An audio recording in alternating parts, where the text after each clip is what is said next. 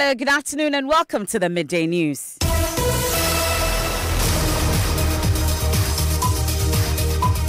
This bulletin is coming to you live from our studios here at Kokomlemle in Accra on digital address GA0993341 on Joy 99.7 FM. It's also live on Love 99.5 FM in Kumasi, affiliates across the country on ABN Radio in London and around the world at myjoyonline.com. The news is brought to you by UMB Bank, UMB Speed Up, Digibank, Let's Go, Telesol 4G, proudly Ghanaian, Telesol, Just a Touch, and Mark Auto Parts Ghana, distributors of Isuzu and Chevy cars. Mark Auto Parts Ghana with you for the long run. In this edition, as President Akufo-Addo prepares to host the Prince of Wales, Prince Charles, we'll hear from the man tipped to succeed Queen Elizabeth as King of the United Kingdom. The United Kingdom's relationships with the Gambia, Ghana and Nigeria are firmly anchored in our shared history.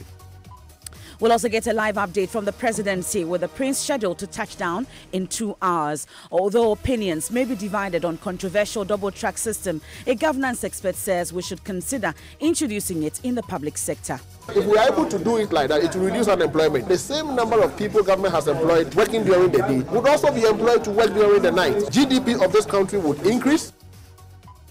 Fear grips some residents and customers of a forex bureau and mobile money merchants following daylight robbery in Rambo style at Adringan near East Legon. On February, they came. Also, it was at dawn of February. At dawn, they came. This month, so early in the morning, I just suffered enough. I mean, this is the second. We'll get details from that incident also in sports. Talented female sprinter Ho Halutier leaves for a 6-month training program in the United States to gain international exposure. We'll be getting you more in 20. All that and more here on the Midday News with me, Emefa Apau.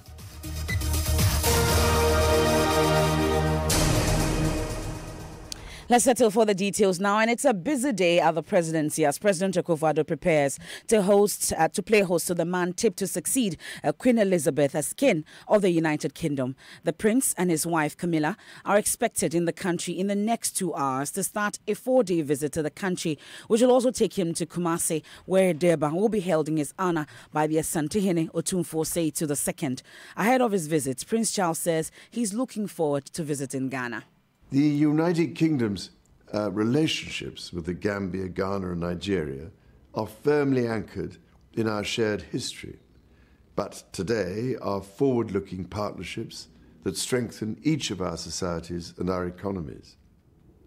I need hardly say that my wife and I greatly look forward to celebrating with you these vital bonds between us as members of our remarkable Commonwealth family. There is, it seems to me, no greater demonstration of these ties than the dynamic Gambian, Ghanaian and Nigerian diaspora, their communities which call the United Kingdom home, or at least one of their homes, and act as a bridge between our countries, across which travel the ideas, creativity and talent that fuel our shared prosperity. It therefore gave my wife and myself the greatest possible pleasure to meet many members of these communities at a reception we held recently at St. James's Palace to celebrate their contribution to so many areas of our national life. Hearing such impressive things about the many ways in which people are working to strengthen the ties between our countries and about how much it means to so many people that they are British Gambian, British Ghanaian or British Nigerian, gave us both tremendous pride. As a result, we much look forward to meeting as many people as possible during our forthcoming visits, and bearing in mind the very special memories I have from 40 years ago, to re-experiencing the irresistible attractions of high life and Afro beats. It will therefore be a great joy for my wife and I to see you in Banjul, Accra, Kumasi, Abuja or Lagos very soon. And we know that we will bring back with us a host of special memories that will stay with us always. The Prince of Wales' visit forms part of a West African tour expected to deepen bilateral ties between the UK and its African counterparts. Ian Walker is British High Commissioner to Ghana. The fact that he's coming here for 4 days and 4 nights, I think, signifies the importance he puts in Ghana, the important role that Ghana plays within the Commonwealth, and the focus that we really have on issues of sustainability, issues of the diaspora and how we kind of accelerate, energise the diaspora to make sure that they are the ones who play a key role in the strengthening of our relationship in the future. And that we also look to celebrate and to promote those areas that we care most about. And if that's on cocoa, if that is, as I said, sustainability, if that's on the people-to-people links, let's bring that out. But I hope you will see many surprises during this trip. People to me certainly talk about 1977, who were here, who were part of that trip, and talk about it like it was yesterday, and the importance of those kind of moments. I hope we create many, many more moments like that in the coming days. But we want to present Ghana in a different light. I think it's worth remembering we'll be bringing a very large media.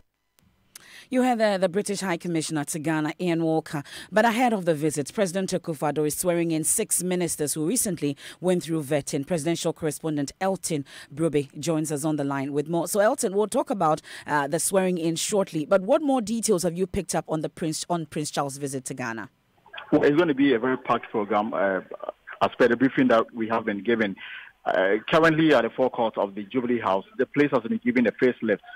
The Prince will come through the ceremonial gate. So there's actually a red carpet that's been laid from the ceremonial gate right to the main entrance of the Jubilee House, where he will be met on arrival by President Akufo-Addo. But at the airport, he will be met by the Speaker of Parliament, Professor Mike Kuke. Earlier, the communication that the Vice President was going to do with now, there's been a last-minute change. The Speaker of Parliament will rather welcome Prince Charles at the airport, and then he will bring him to the Jubilee House. Now, the program for today itself is more of a closed-door session where President Akufo-Addo will usher him into the ceremonial room where they will hold some kind of bilateral discussions, after which the Prince will move to the Osu Castle to inspect the Osu Castle, which serves as a command post during the colonial rule. The idea is to look at how best they can restore to its former glory and then see how best they can reuse it to attract tourism. Additionally, he's expected to meet business leaders, especially those in the cocoa sector. The reason behind this meeting is to ensure that issues of child labor, especially in cocoa farms, are dealt with. They want to, restore investors' confidence in the cocoa industry. So we are looking at ensuring best practices in the cocoa sector. It appears from where I'm standing that nothing is being left to chance. Even from the room that I'm reporting you from, staff of the protocol office, I can say they are now giving the flag of Ghana and the United Kingdom a thorough iron, and that's what is happening. It's like everything has been done to ensure that he actually enjoys it. I know you'll be there, so you definitely send us pictures. But is the swearing in over, and what has the president been saying? The program is just about starting. Honorable Kojo Oponko, my minister designate for information, Mrs. Morrison for gender, the Bona Hafo regional minister, they are all in waiting. President Akufo-Addo is expected in the next 5 minutes for the program to start. Because of today's events, by information, they will rush a lot of them so that the whole place will be in readiness to welcome the Prince. Historic day indeed. Elton Brobe is our presidential affairs correspondent. We'll definitely bring you coverage of that meeting today. As soon as the Prince of Wales touches down, of course, we'll get you all the details here on Joy 99.7 FM. Also on Joy News on Multi TV. We'll be live there as well. But away from that, Deputy Minister of Finance Charles Edu-Boahen has disclosed that government has nothing to do with the gold dealership firm Men's Gold Ghana. He says the operating licenses for the company has been revoked by the Securities and Exchange Commission, making it a non-existent firm. Edu-Boahen was responding to a question by participants at the Joy Business Financial Services Forum held in Accra yesterday. From what I understand, Men's Gold came under the SEC regulations, and what they were doing was considered to be trading, and they did not have a license to trade. So in the current capacity of what they were doing, their license has been pulled, and they have not been able to provide any proof and evidence of why it should be reinstated. So as far as I'm concerned, from what I understand from the SEC, they are not allowed, or they do not have a license to trade and therefore indulge in the business that they were doing. However, nothing prevents them from paying depositors back their money. Also, the second Deputy Governor, Elsie Awaji, who was also at the event, defended government's decision not to bail out customers of the gold dealership firm. According to her, customers who did business with the company did so at their own risk. On the activities of Men's Gold and on what we felt, what our advice to the public, we did that. And we also stated that anybody who dealt with them did that at their own risk. Now, the matter is in court, and I won't say more about it because, as you know, Men's Gold has the Bank of Ghana and the SEC in court over the current state. And so we'll leave it to the judges to deal with. But let me just say that we had issued ample public notices about it. You have the second Deputy Governor of the Bank of Ghana, Elsie Awaji. Meanwhile, the CEO of Men's Gold, Nana Appiah, is getting ready to respond to government on Monday. Now, former Finance Minister Seth Terkper has denied allegations that he frustrated the supply of 200 ambulances to the country. Mr. Terkper fired back at the businessman Richard Jakpa, who accused him of refusing to sign the loan agreement with Stanbic Bank to enable them finance the supply of the ambulances. Mr. Terkper's deputy, Kaseo Latofosin, however, explains his boss was simply acting on the instruction of cabinet. He spoke on the Super Morning Show. We'll get to hear from him shortly, but former Finance Minister himself, Seth Terkper, who called into the show, denied allegations that he frustrated the supply of 200 ambulances to the country. Before Seth Terkper was appointed by His Excellency John Mahama, the former president, to take over from Dufour, before Seth Terkper could take over the Ministry of Finance, the signed contract of the financial package from Stanbic Bank, as approved by Parliament, was already on his desk waiting for him to come and sign. As soon as he took over, new king, new law. So that's rather the contractor on the show. But 30 of the ambulances have, however, been delivered since 2016. Unfortunately, they are wasting away as government declares them unfit for purpose. Mr. Jakpa explains the ambulances will only be retrofitted for government if payment for the remaining 20 in the first batch of 50 is made. Now, although opinions may be divided on the controversial double-track system, a governance expert says we should consider introducing it in the public sector. You'll recall government introduced a system this academic year as a measure of addressing the huge numbers being absorbed under the free SHS policy. Now, not everyone was in favor of it. Well, now, some governance experts are advocating it be extended to the public sector. Here's Dean of Studies and Research at the Institute of Local Government Studies, Dr. Eric Odrosai, explaining why. A double-tracking employment system in the public service. The reason is that we waste our nights. The night of the public service of Ghana is invariably wasted. By 5 p.m., they've closed those offices. Meanwhile, work is there to be done. So what I'm saying is that if government has introduced double track into the secondary school system as a result of free SHS, let us introduce them in the public sector. And by this, I mean that people must work from 8 to 5. After 5 p.m., we should have another set of people who would come and then work till the next morning. By this, passport can be acquired within 2 or 3 days. DVLA will be able to give licenses in a record time. Land title registration. People take 6 months, 1 year to register on their land, and it's creating all kinds of problems by way of litigation. You should be able to do it within 2 weeks if they are working day and night. They will not tell you that they are closed at 5 p.m. The other benefit is also that if we are able to do it like that, it will reduce unemployment. Because you can imagine that the same number of people government has employed working during the day would also be employed to work during the night. GDP of this country would increase. Private sector would also be compelled to upscale their game. Today, by 4 o'clock, all the banks have closed. But people need money. So if we are operating a night public service, what will happen is that the banks will be forced to also work in the night. Because we are forcing them to work in the night, they will have to employ people. Ghanaians will get work to do. Universities close at 7 p.m. But go to other countries, and universities work day and night. We have people who work during the day, and they want to school in the night. But because the universities close by 5, they have closed, we are not getting people to go to school. So the private universities are taking advantage of that to do the night one. But some of them are not doing it well. So what I'm saying is that we should introduce the double track system into the public service for increased productivity, increased employment, and quality of service delivery. Dr. Odrosai's positive introduction of the proposal will increase efficiency and reduce unemployment. He's a Dean of Studies and Research at the Institute of Local Government Studies. You're still listening to the Midday News here on Joy 99.7 FM. Now, some residents in Adregano near East Legon and customers of a forest bureau and mobile money merchants say they are living in fear following daylight robbery earlier today. Eyewitnesses say the robbers stormed the Forex Bureau, threatened to shoot the customers, and onlookers made away with 25,000 Ghana cedis. Terry Tete Dosa is owner of the Forex Bureau, and he has been narrating the incident to Joy News. My name is Terry Tete Dosa. I dig on a school junction at Sharibuche. I was at the back of my counter. So two people walking to change money. They were having Naira. And their tone sound that they are Nigerians.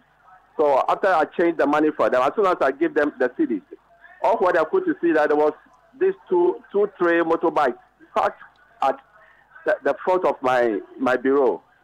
So I saw them with guns, and I shouted, "I'm Robert." But then, now there was another customer also, and there was a co-worker, a friend also with me.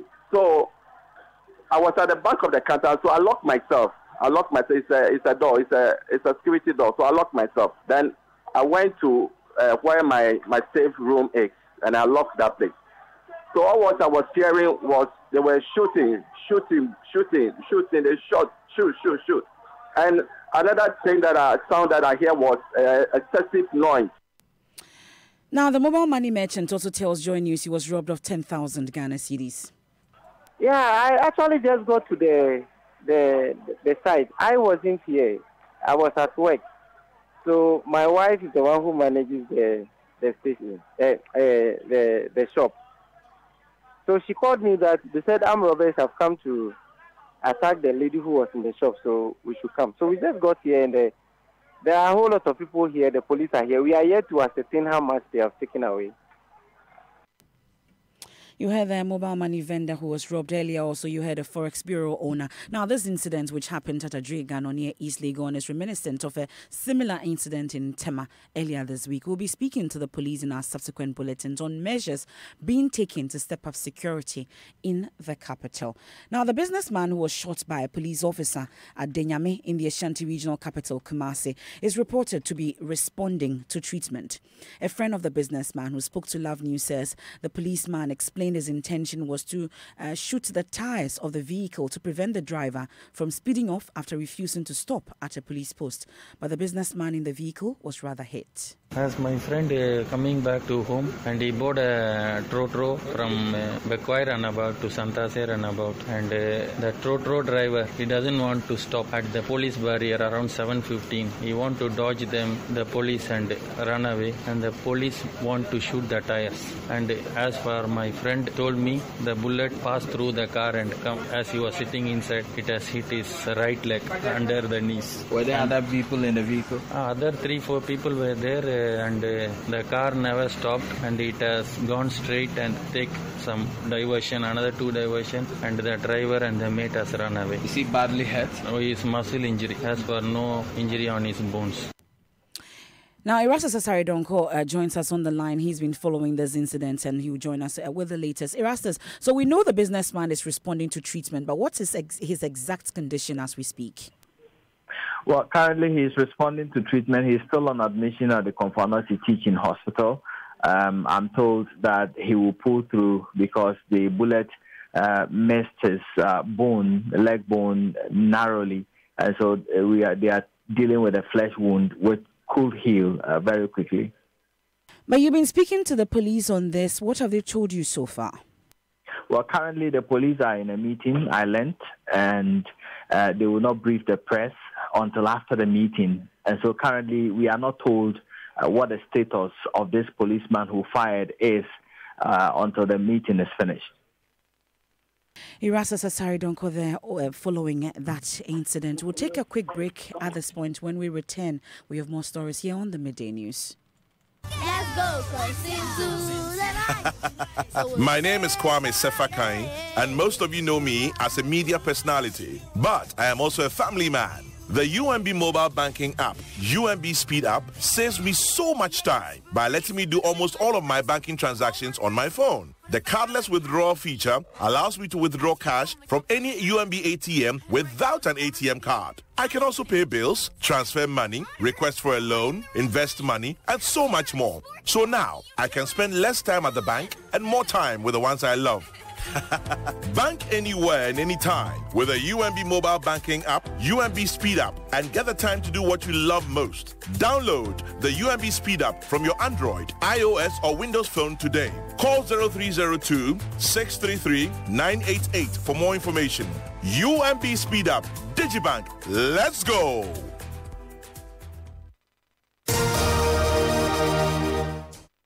Let's head to Parliament now because Roads Minister Kwesi Amoakwata has disclosed 3 footbridges will be constructed on the N1 highway to avert needless deaths through accidents. Parliamentary correspondent Joseph Opoku-Gakpo joins us live with more. So, Joseph, what has occasioned the minister's assurance? And there's been questions to him on the safety measures that are being put in place on this particular road. And he explained that there's what they describe as road safety intervention projects ongoing, including providing street lights on the N1 and ensuring that at the various intersections, warning signs are provided. But most importantly, he said that in 2019, 3 different footbridges will be constructed at La Paz Junction, Akwetiman Junction, and Awochi in order to eliminate complete pedestrian crossings. Government of your question bordered on safety and now indicated that we have a number of footbridges on that stretch of road, a distance of 14 kilometers. We have done proper engineering assessment on that road, that is post-completion engineering assessment, and we have realized that we need 3 more footbridges at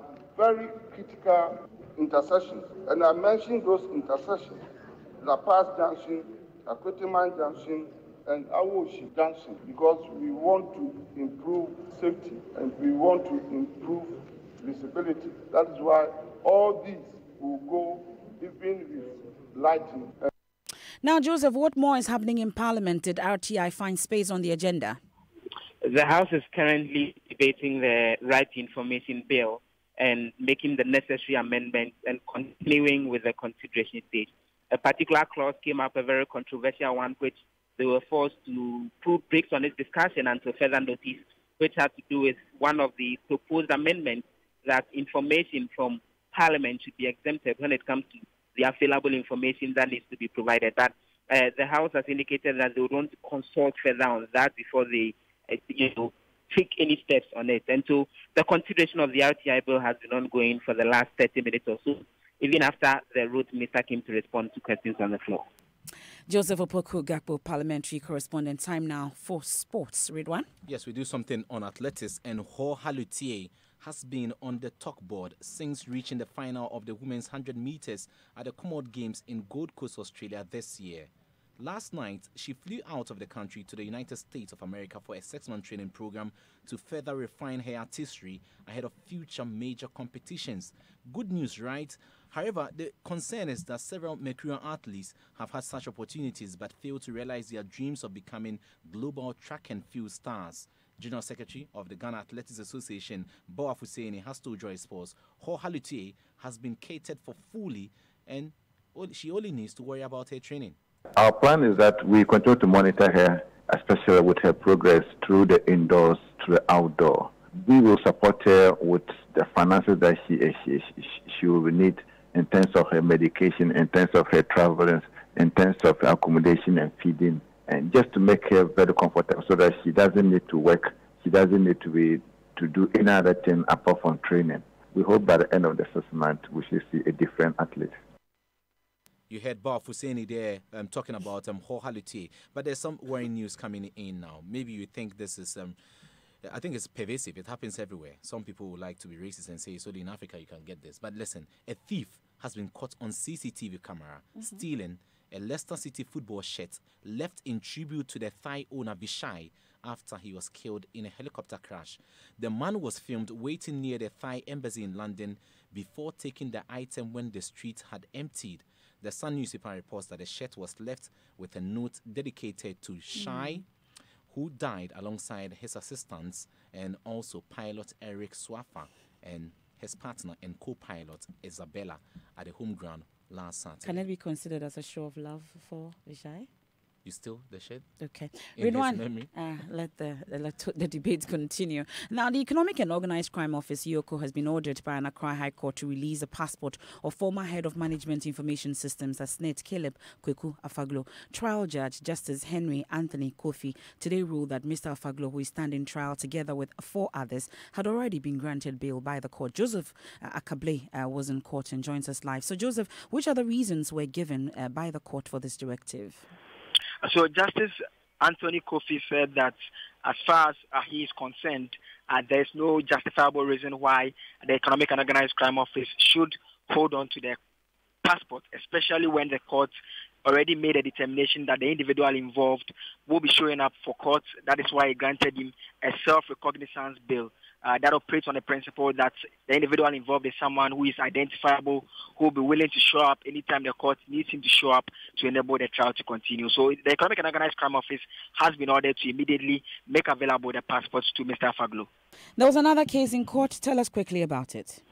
It has to do with the trial of former Cocoa Board of the CEO of Cocoa Board, Dr. Opuni, a soil scientist at the Cocoa Research Institute of Ghana, has so far been testifying, and he says they discovered that contrary to the high nutrients content of the fertilizer that they tested and approved, they discovered that what was on the market subsequently was of a very low nutrient content level, and for that reason they recommended that Cocoa Board should no longer use that fertilizer or recommend the fertilizer for use by farmers. And we are told the judge has posted a notice at the door. Tell us a bit about it. It's a notice that we have cited. The notice has to do with a warning that if individuals will be visiting a courtroom and shouldn't approach the judge with any intention of offering any bribe. And it's signed by Justice Gifty Dechem, who is a High Court judge. What is not exactly clear is what may have triggered this particular notice to be posted, but it has got a lot of people talking. Interesting development there. Now, some young people say they are reluctant to protect themselves during sex. This comes as statistics released by the Ghana AIDS Commission show new infections among Ghanaians have jumped by 70%, and more than 24,000 young people were infected by the virus last year alone. Some of these young people who spoke to Joy News says they've given reasons why they think the numbers have increased. One of them says that they are more comfortable having sex without protection. When a lady is with you in the bed, and then that particular moment when you want to get into her, and then when you stop, she's going to change her whole mood.